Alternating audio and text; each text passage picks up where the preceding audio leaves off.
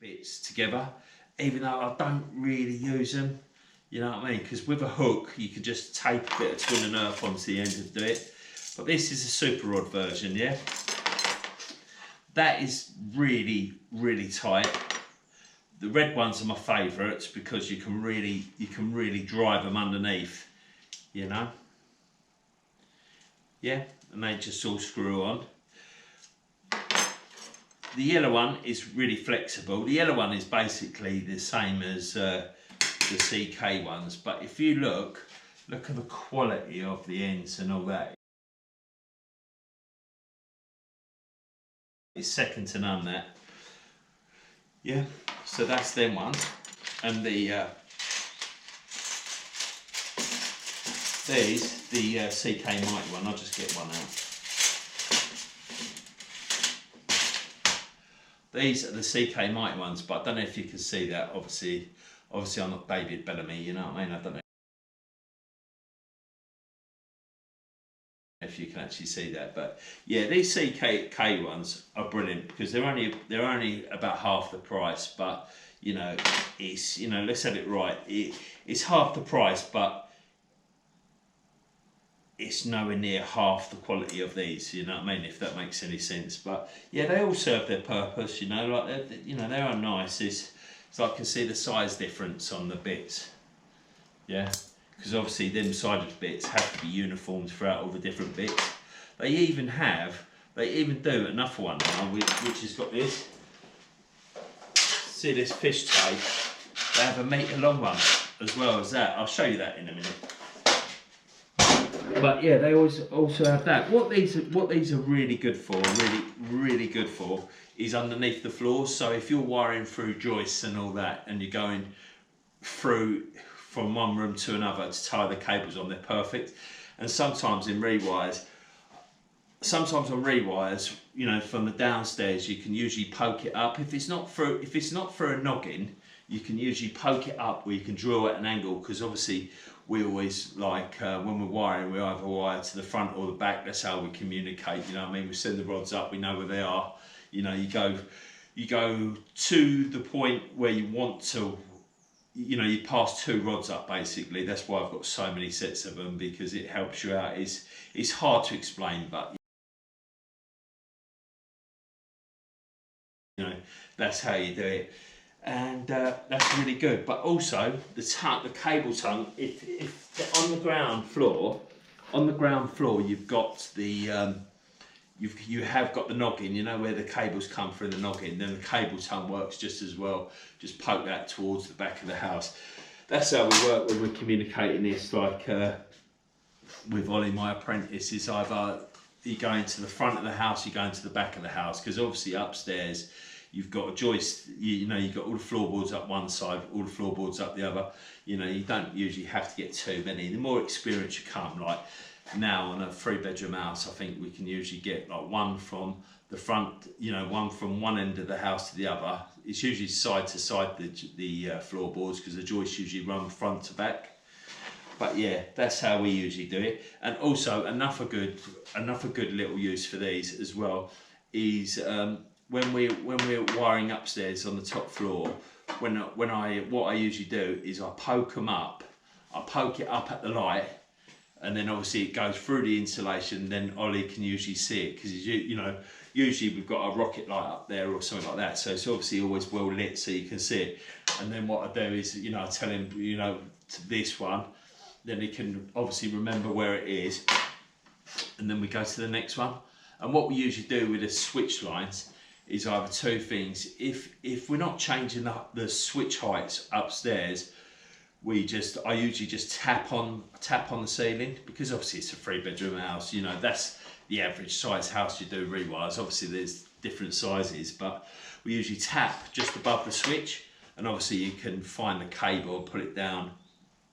But if we're not changing the switch and you can pull down, then what I usually do is just pull the cable, and it can usually rattle. But if it can't, then usually what we do is just drill like a 6mm hole, or, you know, 6mm hole, because this is a lot smaller than the super rods, and push it up, then it knows where to wire.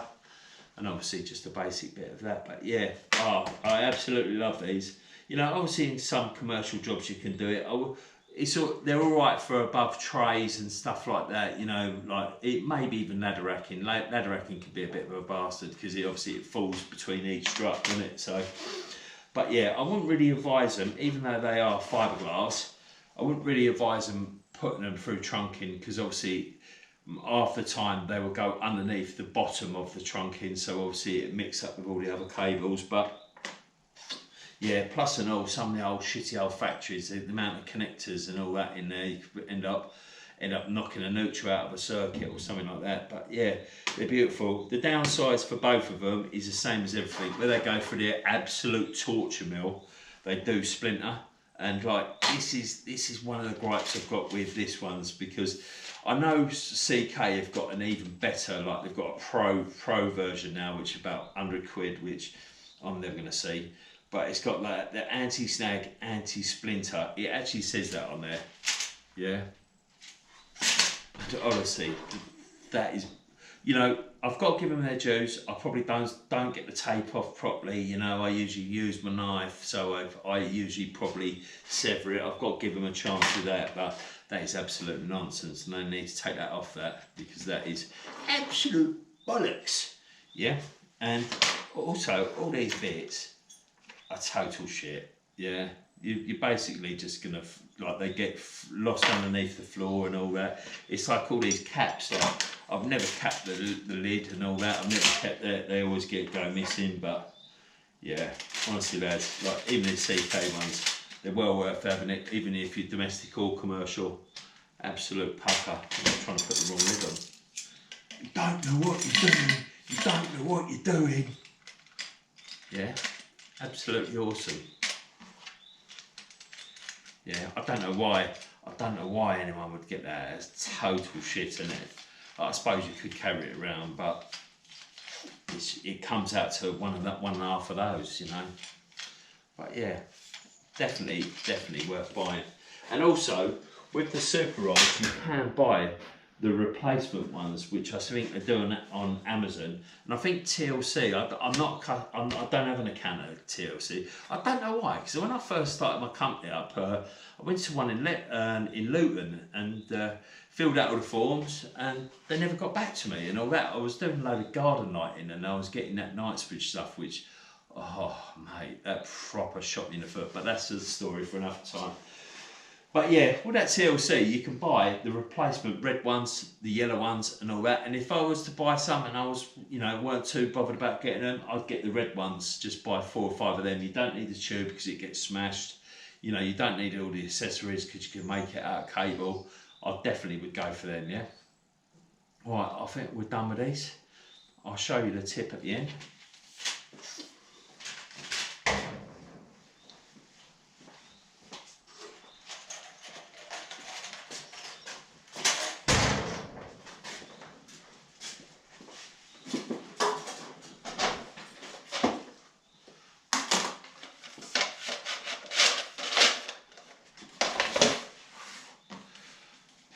Right, now we go on to the old, oh shit.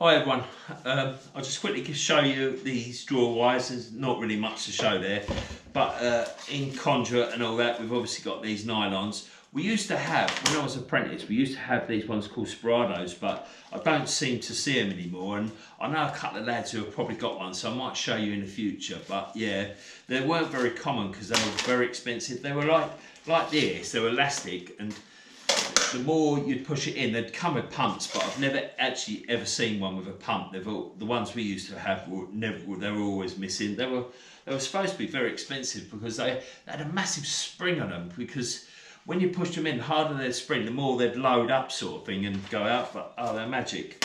But these are the nylon ones. I just put it in, I think this is 32mm Copex. It's just an easier way to store it, you know. This is actually a brand new one because the last one where we store them in the van, they got all tangled up, so I just fucked it off. It absolutely pissed me off, but this is handy for conduit. I think you could buy that for about £5, so it's a no-brainer. And I've got this one, the CK one. I think whoever's making them are making them for every brand because they're basically the same. This is the Spiroflex, yeah, so that comes out, wind it in. The good thing is with this is that you can screw in the other attachments, so all the bits for the mighty rods, you know, you can screw them in, which I don't think is the point, but yeah, that goes in, comes out, like that, wires in, wires in. With this stuff and all, you're not supposed to be able to kink it, yeah.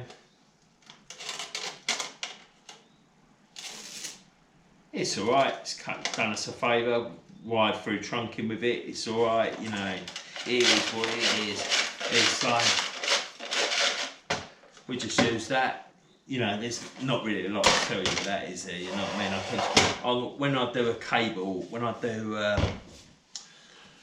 I do show you bits around the cutters and all that, and show you how to do flexes and all that, you know, and flag the cables, I'll show you. But we use this lubrication, Yellow 77, you know, it's been around for ages. I remember as an apprentice, fucking, one of the other lads said, like, it's like old man spunk, but yeah, just put it on the cable. A lot of other people use washing up liquid and all that, but I've been told that it deteriorates the cables, you know.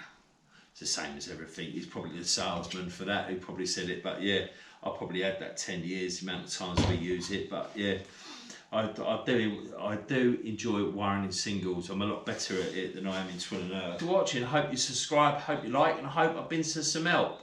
See you later, alligator. Up the old blues, aye! Hi everyone, it's a good little tip for you. I'm going to show you how to wire that cable through that Copex on your own. Yeah. Right, what I do is get the end and I get some rods and poke it through. Yeah. Another good way is to tie the end up and then stretch it. Obviously you still use the rods, but that's gone straight through, yeah? Sweet, I'm just using the CK Mighty rods with this one. Not that it matters what rods are rods, aren't they? They just tie it on this end.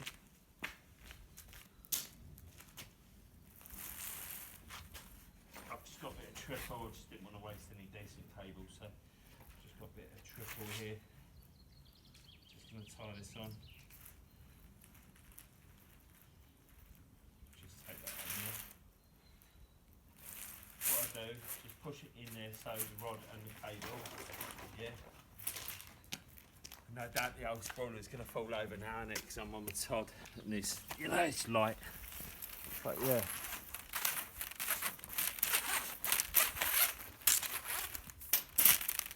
True to form.